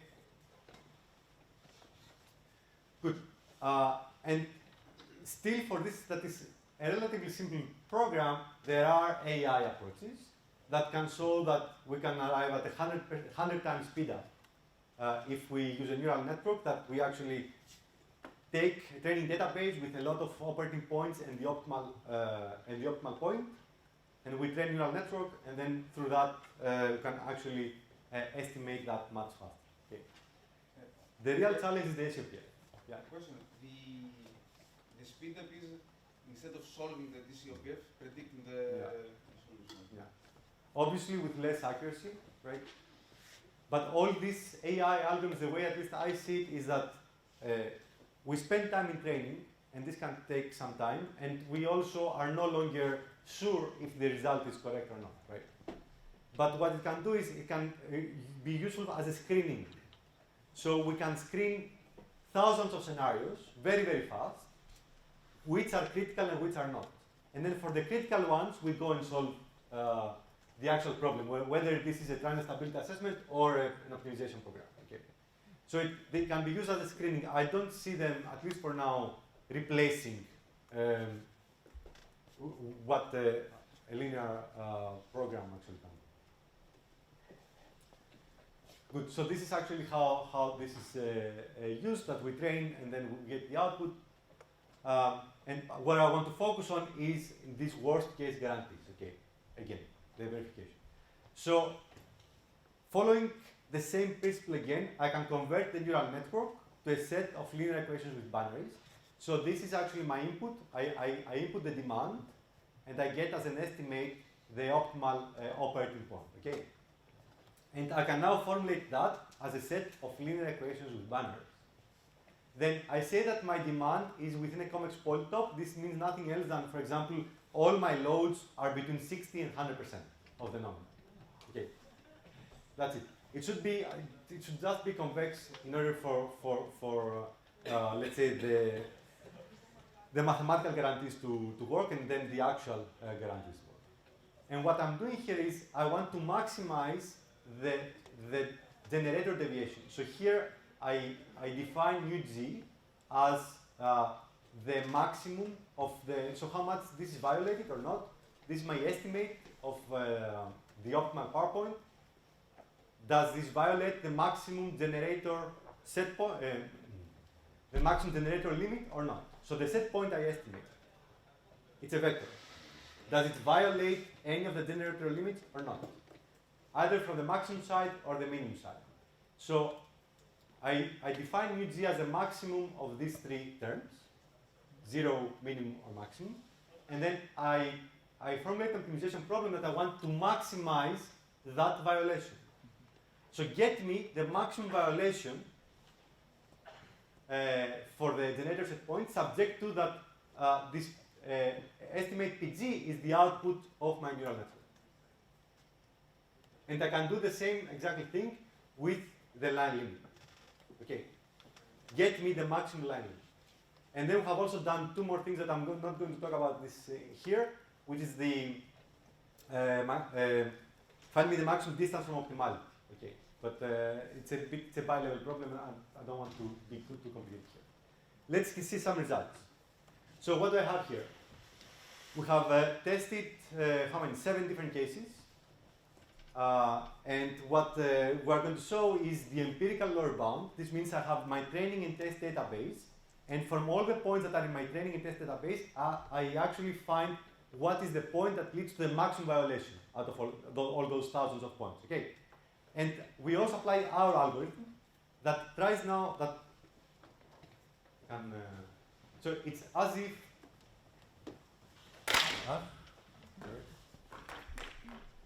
so I have points. These are all the points of my training and test database, right? And I find which of those points actually leads to the largest violation. This is what a conventional machine learning algorithm will do. Okay. And the other way with our algorithm is actually as long as this is a convex set, which is all the load realization, then I can actually cover the whole area. Right? That's a cool thing with optimization. As a side note, because also Trine today was talking about scenarios, right? The optimization is nothing else. So I can optimize something just by taking a trial and error, right? I take 1,000 scenarios. I find for which scenario I get the lowest cost, and that's actually the scenario I'm going to pick, right? This is optimization. What this kind of more rigorous formulations do is I can now have a continuous range of my variables. So instead of actually selecting or sampling scenarios, I can now take the whole range, and then I find the maximum or the minimum cost over this whole range. That's what we do here. Instead of taking scenarios or samples, we go over the whole area. So I'm only going to focus on 2 cases. The first is this 300 bus system from the training database, and just bear in mind that we achieved really high accuracy, right? 96, 97%. So the worst case violation of the generators is here 474 that we got from our training database. But the actual worst case that could happen for all the loads or all possible load realizations is actually 7 times larger. Okay. So you train something, you check if this violates constraints or not, and you think you are, let's say, I don't know, so much, you get so many violations, but actually for all the points that you haven't really included, it might get much lower. So this actually gives us, obviously it's like the worst case. This might, it depends if this is ever going to happen or not, but if you want to get some guarantees to the operator or somebody that's using this algorithm, then this is the worst case that could happen, and you really want to avoid that. The second thing that I consider also quite powerful is this case, where it tells us that the line violations are actually 0. So I can also guarantee that the neural network I trained is never going to lead to a violation of the line limits, as long as we use it in this area. This can also be quite good. Questions? Yes. Yeah. Is it possible to retrain the neural network based on this optimization guarantee and make the neural network at the ends very secure itself? Yes. Yes. And that's the whole idea, right? That's the whole idea. It's a very yeah. That's I think what we would like to do more. We haven't done that yet. And it's also an open, so it's very interesting to see how we can get this knowledge now back into the training. I think there are many different directions one can explore, and this is still at the very beginning for everybody, I think, that would like to work on that. Yeah. Would there have to be some kind of like, if something like this were like automated as part of like a control system, would there have to be some sort of error checking on the front end to make sure that nothing came into the neural network that wasn't part of your like complex polytope, like an error, like I don't know, like a negative number or something wrong? Yes. Yeah. You have to make sure that this doesn't happen. Good. Then we actually asked ourselves, how do we reduce worst case values? And as I said, this is a work in progress. So like it's it's an open research field, I think, for everybody. So, I can show you a few things that we tried and how this worked. Okay. So what we thought is, okay, let's train on a larger input domain. So let's train on loads that are between 60 and 100% of their nominal, but then apply the neural network only on a subdomain of that, right? And apply, let's say, the neural network to loads that are only between 70 and 90%, for example. And this is actually what we did, and these are the results. So it's a bit difficult to understand, but I will explain what's happening here. So on the x-axis, what we have is this kind of discount factor. So we start by 60, so loads that are between 60 and 100%. And if you go to 0.2, this means that, so let's have 0.1 here, means that I reduce from the left and right side by 10%, right? So 0.1 here means that I only allow loads, or I use loads that are between 70 and 90% of the nominal, and see what are the worst case values. So you can see that loads that are between, let's say, 72% and 88% of the nominal, I can get 0 violations for lines and generator needs. In general, what we have observed is that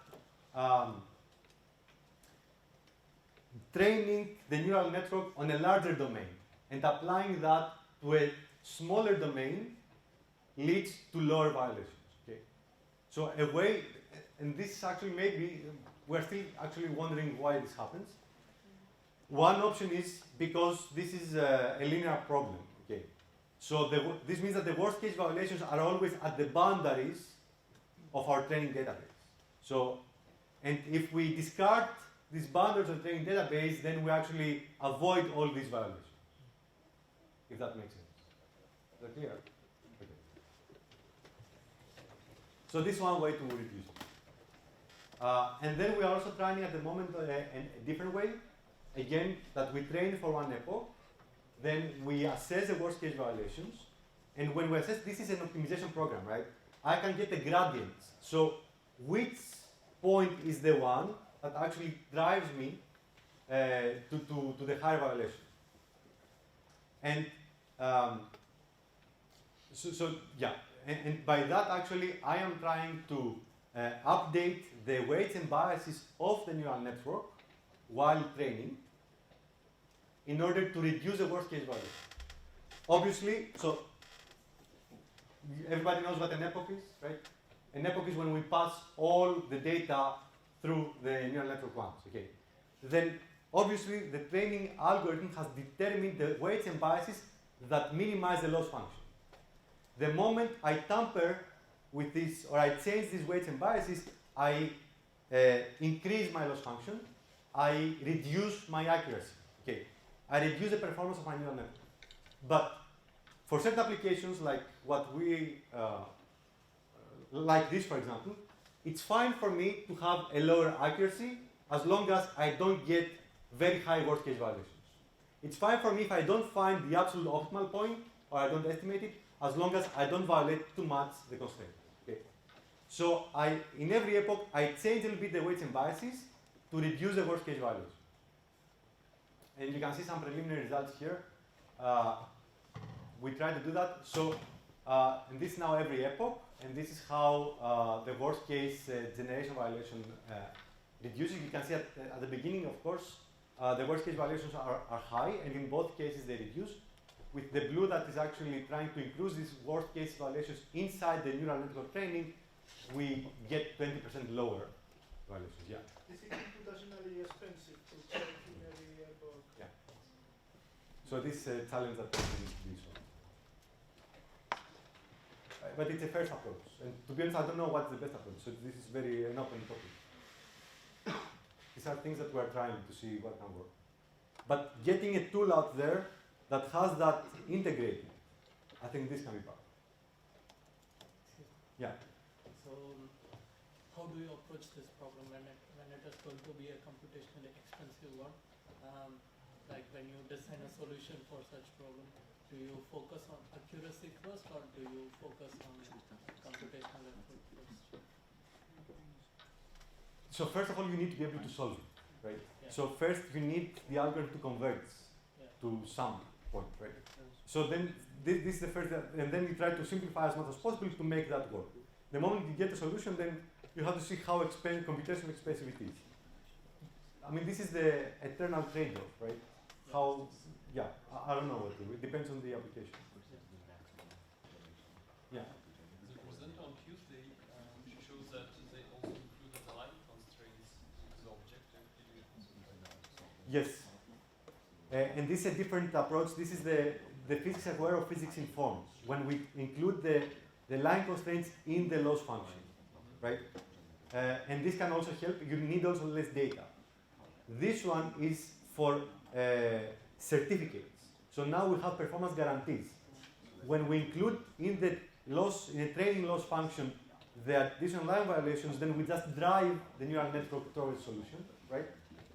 Here at the end, here we also drive it, indeed, but at the end we also get the guarantees of how much violation we're going to get.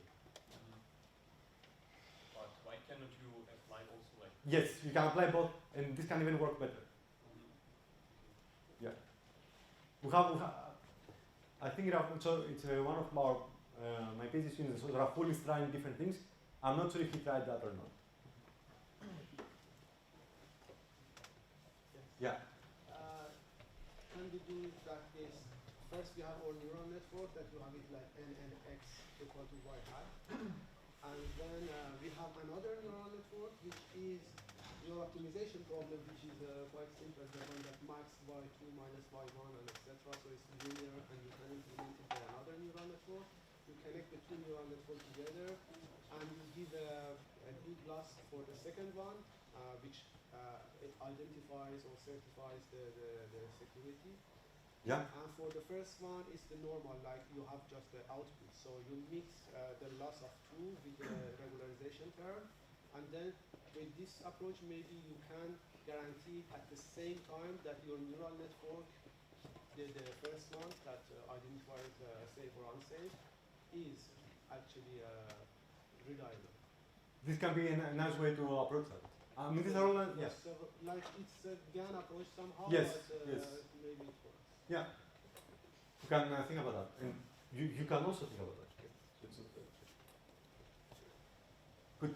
I'll stop here, and then I know we are finishing at 5:15, so we'll take 10 minutes until 5 to 5, and then we spend 20 minutes on the physics informed, and then we conclude. Is that okay?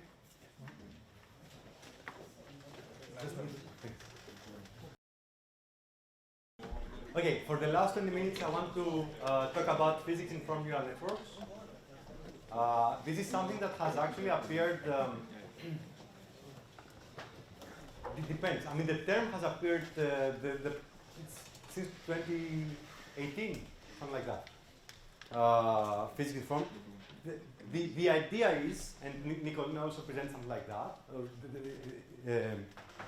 presented an algorithm that is physics informed or physics aware. For me, it's exactly the same thing.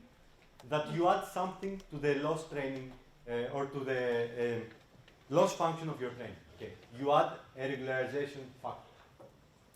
That actually you want it to be informed or to take some information from the actual physics, because a lot of our problems, especially in our field, are closely related to physics. Okay. So what I'm going to discuss today is something very similar, with going one step further, talking also a bit about time derivatives. Okay, how can I integrate that as well? The principle is the same though, and I just have one slide here for people that are not so familiar, but I think that this is not so much about you. I connect the way to explain the physics in front is to connect them with a linear regression, because neural networks is nothing else than a more advanced form of linear regression. Okay. So, okay, what we do with linear regression is we try to minimize the output of the neural network versus the real data, and we try to find the right weights in order to do that. Okay. So we change the weights in order to minimize that distance. Now, what we do here is we take advantage of the so-called automatic differentiation. We can get the derivative of the output with respect, let's say, to the input. So, for example, let's say that I want to estimate what is the frequency of my system in 10 seconds from now. Am I going to go below, let's say, the limit of 49 Hz or not in Europe? I input the time, I input my operating point, and I want to estimate the frequency. During training, I can get the derivative of, let's say, my rotor angle with respect to time. Okay, I can get any derivative of an output with respect to an input, and that's what we actually use here. Okay, so we use that for dynamics. Let's say the additional is that here we also talk about derivatives. It can be derivatives about anything. Here we talk about time derivatives, but you can use it for any kind of derivative you would like to have of an output with respect to one of your inputs. And maybe here temperature, for example, for what Nicolene actually presented, could be the time derivative of temperature for all these controllable thermostatical control loads, right? So the original loss function for any neural network would be just to minimize the difference between my label, my output label, and my estimate over all data, right? So what I do here is I just add one regularization factor that I have to satisfy this equation. This equation for this example here is my swing equation. If you have an electrical engineering background, probably you are aware of that function. This says nothing else, it just describes how my frequency will evolve over time if I have, let's say, a change in the equilibrium between demand and generation. Okay. The cool thing is that I can take the derivatives, and then I can actually compute a function here that has not only my actual data point, but also the time derivatives of those data points. And that's a good thing. Okay. Yeah, and then by doing that, then we also had the question, maybe, I don't know, asked Nicolene. The idea to add the physics is exactly as Nicolene said, to reduce the need for data. Okay. Instead of actually generating thousands of data points, we include the physical equations, and then we need less data points, and our neural network can perform equally well or better. How also presented how they can improve the performance. There is an asterisk here that by doing that and adding, let's say, this kind of equations during the training, I make the training much more computationally intensive. Okay. It takes longer for me to train a neural network now. I need less data, yes. So if I'm, let's say, dependent on generating my own data to train my neural network, then maybe this is a better way to do that, because I don't need to spend time generating database. I can just directly include the equations and then train a neural network. Okay. If I have data already that and I have a lot of data and good data, then maybe this is not going to be of an advantage. Can I ask something? Yes. Where the bottleneck of the new computational burden comes from? The derivative of the new loss function, or? Yes, and the thing that in every iteration I have to evaluate the constraints. Okay, so I have to first of all to get the derivative and then also evaluate what is the value of that constraint. And here we have a single constraint, but obviously if I can do that for ACOPF as well, right? I can have all my OPF constraints inside the neural network training. I've done that as well. Also all the KKTs inside. I have a paper that's going to be presented at VHC now. So KKTs can also give me very good information about the optimal point. I can have it inside my neural network training. But evaluating every single of those constraints takes more time than just taking the distance. Yeah. Are we minimizing this term as well? So yeah, here you want to bring that to 0, the f of delta. So by minimizing the whole loss function, we're also bringing that to 0, right? Okay, so the oscillations are tend to go to 0. So the way I have formulated my swing equation is this should be equal to 0. And if this is satisfied, this means that the frequency and the first angle derivative actually satisfy that. Is the loss function convex now though? Because we have the sine term. Why was it convex? We have the sine term, the f of delta hat, that is added to the, as the physics informed term. Doesn't it compromise the convexity of the loss function? Yeah, but the problem is anyway non-convex. Because all the other constraints are non-convex anyway. So yeah, maybe this also brings some extra computational difficulties. I don't disagree. It's already, so when I was looking at the literature a few years ago for this conversion of the neural networks to MIL to use it for actual optimization, all the papers are how can we develop a better optimization procedure for the neural network training. Okay. So there's a lot of smart ideas of how I can actually train it, so reduce the loss as fast as possible. So, yeah. 6B is an optimization problem, no? 6B is not an optimization problem. It's a set of linear operations. It's linear weights or the max function of the ReLU, right?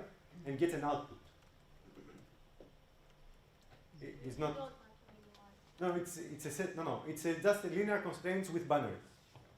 Not binaries. Here it's just the ReLU. The max of it. Yeah.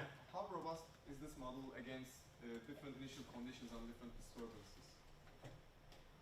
That's a good point. Depends. So for us, have actually this is for a 2-bus system, right? And we have actually included a wide range of operating conditions, and it works. But obviously, at some point it breaks. And where is Johan? He was here. I saw him somewhere. So Johan is the person that's actually trying to unbreak. Okay. Yeah. It requires quite some. Yeah. So for this example, and also for others we have seen, we can actually estimate. So the cool thing with that is if I know maybe your background maybe is not on transient stability assessment, but if you think about that problem, numerical solvers integrate from time equals 0 until the time that you want to estimate that. So if I want to go 5 seconds in the future, I need to use the trapezoidal rule and integrate point by point until I reach the 5 seconds. Okay, that's how I estimate what's happening 5 seconds from now. With the neural networks, I can actually get a direct estimate. So 5 seconds, this is the estimated frequency. And obviously, it might not always work very well. That's why the way at least I see their application is to screen a lot of scenarios. Which cases are safe, which are unsafe, and then take the critical ones and use the conventional tools for that. Okay. And now we're also going to have a collaboration with Ørsted. It's this the biggest offshore wind developer that's also based 10 minutes from here. To see how we can actually get this kind of tools in their offshore wind farm design, because they need to check for thousands of scenarios if their wind farm is going to be, let's say, safe or not, if any fault is going to be critical for them or not. Okay. And being able to screen them quickly is a yeah, some more results. That's also in a paper in archive that's not yet published though. So some of the benefits. Computation time. Okay. So what we plot here on the x-axis is I want to predict what's going to happen in 10 milliseconds from now, in 100 milliseconds from now, and in 1 second from now. Okay. So the cool thing, as I said, with physics informed here, as you see, is I can just plug it in, tell me what's going to happen in 1 second, and it's going to tell me, right? I have no overhead. With the conventional solvers, I need to integrate, as I said, depending on how complicated my system is, the RTDS downstairs integrates every 50 microseconds, okay? Every 50 microseconds. PCC or Power Factory, they go to a few milliseconds. Every step is about 6 or 7 milliseconds, depending on what kind of oscillations I'm trying to find. So you can see that the further in the future I'm going, in order to estimate, let's say, the frequency or whatever I want to estimate the output, the conventional solvers increase the time, while the pins or the physics informed stay with a constant computational overhead. The other reason, this is also what House showed, is that we see that there are less, the distribution of the error is smaller. Okay. The moment we introduce physics inside our training, then the errors are, let's say, the variance of the errors is smaller. So we can get better quality output.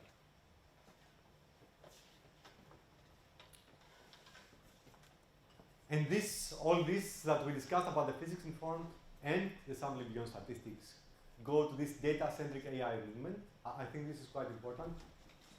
It's important to use either high-quality data or find ways to take advantage of the prior knowledge we have in order to train better models or better AI.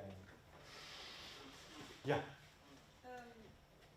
Could we, just about the physics informed term, so we have an equation that represents a constraint, and here we're trying to minimize it in the object, like in the value function. Yeah. So you had f of delta, right? So is delta the input into the neural network and f is your desired output? No. So the input is let's say, the power set point and the time. Yeah. Delta is the output. Okay. Because I'm just wondering whether, either you can write that expression in your loss function, or you could just have an output of the neural network, say, between 0 and 1 that corresponds to your, so your output, desired output is u, is that? No, is. The desired output is, so let's, what we do here is, for example, if I want to train a neural network, let me say that, I want to train a neural network to actually emulate this curve, right? Because this is what I want to do. I want a neural network to tell me, at every point in time, how much is the frequency, let's say here. So what I do is I discretize this curve, right? I take all these points, and these are now my data points. And I train a neural network, so this is now t, comma, I will use delta, because I take these points, because this is the derivative of those. Okay. I take t comma delta, and this is my input, and this is my output. Right. Okay. And that's what here I'm trying actually to minimize the difference between the estimated output and the output I have in my training data. And your constraint, like the f of delta, may also depend on like your inputs u and t, right? My constraint f of delta, yes, it's for a specific point in time. You said t and what else? Basically, sorry, I'm struggling to understand about it, but what I'm trying to say is you could either put it in your loss function, or you could, at the end, kind of clip the output of your neural network and like map them onto the feasibility of that constraint, right? If you have an equation that relates, if you have terms that are, you could have a mapping from the output of your neural network using your equation, map that onto your desired delta. So output of my so output of my neural network and map them on my desired data, or like if you have a, I think I'll okay. write things But down and ask you later. yes, but what happens here is actually that we take the output of the neural network and then we map it to this equation, and this must also be satisfied. So we drive, but what we are trying to find here is what are the correct or the appropriate weights of my neural network. And if I satisfy this equation, then my weights are going actually to follow the physics. So this part here actually represents the physics of what should be the behavior at every time point. Right? Yeah. Does the neural network output then, like you have to run it for each discrete time point, or it outputs the whole curve at once? I probe it. So I tell my neural network, tell me what's going to be the frequency at time equal 1 second. Right? But this takes 1 millisecond or even less. Yeah, so basically you run the neural network for Yes. Yeah. So the first term is the mean square error you're minimizing. Second term you're getting from this equation. But I'm not understanding why are you minimizing it, because this is the only frequency. Like, so this is just a frequency. So if you minimize the RL root means like only square of the frequency, how does it make sure? It's not the frequency. Just be careful. This must be equal to 0. Because it is delta dot is the frequency. Delta is the rho triangle. Delta double dot is the ROCO, rate of change of frequency. And this all must be equal to 0. So what I have set all my terms on the one side. So f of delta hat must be 0 to follow the physics. In order to follow the physics, f of delta hat must be 0. What happens if I just don't enforce it, inherently just put it in the objective function, because it still will try to minimize the 0, right? So if you take this and put it up here, it's the same thing. Yeah, actually, yeah. Just make sure that you have to square it, because otherwise it can go negative, to my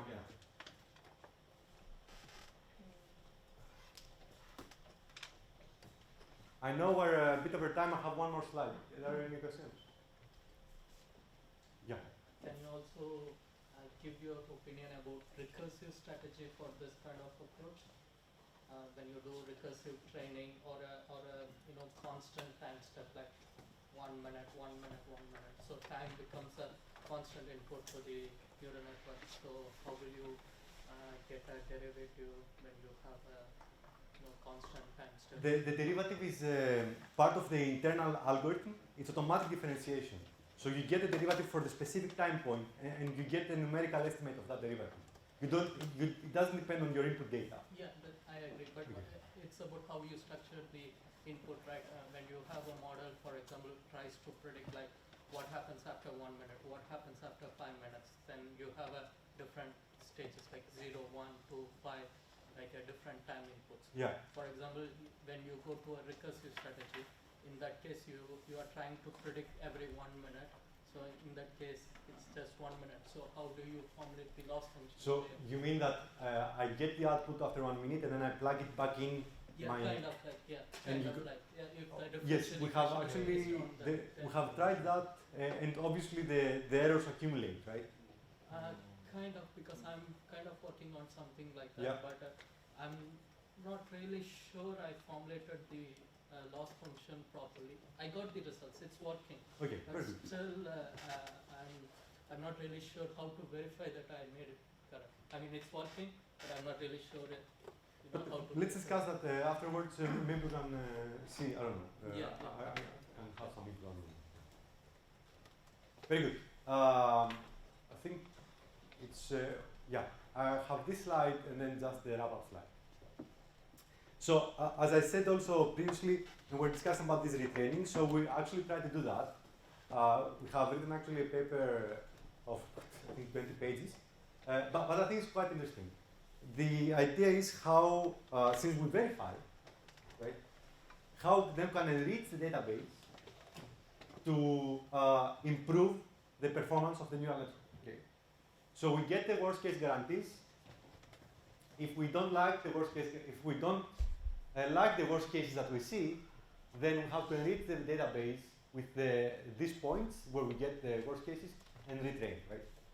There's another option that has already been out there that actually, even in the neural network training, if we are not satisfied with the performance, we just randomly enrich the database and go back.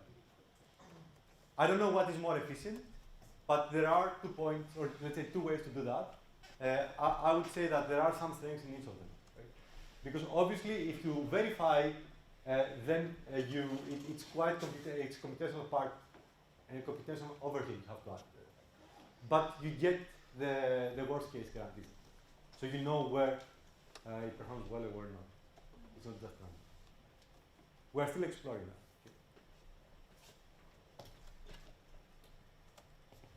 Yeah. Wrap up. We discussed about neural network verification. We do believe that this can build the missing trust, and especially if we can develop tools that can integrate these worst case guarantees inside the training algorithm. Okay. We talked about physics-informed neural networks. We talked about sampling beyond statistics, and how we can extract these rigorous guarantees. I was saying that there's a lot of different directions, and we're just exploring some of them. This is just for inspiration of what one could do. With the physics informed, we have seen that we can actually, instead of having a numerical solver for differential algebraic equations, we can train a neural network to do that. Okay. And there are people saying that maybe in the future we're going to have this kind of solvers, so well-trained solvers that can estimate that really, really fast. The whole idea, as I said, about the surrogate models that are something that is very much discussed in power systems, is maybe AI can help develop these models. What we're also trying to do is to extract guarantees that if we use a neural network solver, that is going to converge to a solution similar to a Runge-Kutta method, right? Runge-Kutta. So we have some work going that way. Then we talk about how we can also capture intractable constraints with neural networks. Let's say, I don't know, something with differential equations. It is something safe or unsafe, and I want to have that in an OPF as a transit stability index, right? I can capture that with a neural network. I can transform that to a MIL, as we have done for the verification, and include that as constraints in any OPF. Okay. And this is the appendix that I have there. And then we have also tried, and this is a paper just accepted, to learn the active constraints with decision trees. And then use these decision trees as constraints in our strategic bidding program. That's all.